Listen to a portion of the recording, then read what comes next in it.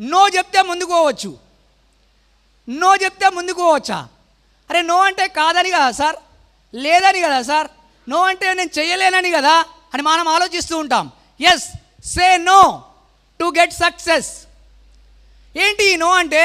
చాలా సందర్భాల్లో మనం బాధపడుతూ ఉంటాం. కాలం కలిసి రాలేదు, నా పరిస్థితులు అనుకూలించట్లేదు, నేను చేస్తున్న పనిలో ఫెయిల్ అయిపోతున్నాను అని బాధపడుతూ ఉంటాం.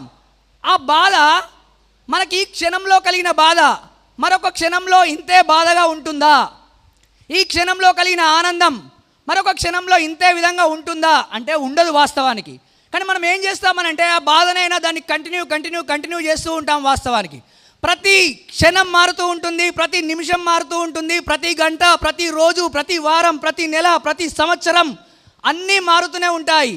ఎన్ని మారినా, ఏది మారకపోయినా, నువ్వు మారనంత వరకు నీ జీవితంలో వెలుగు రాదు. నీ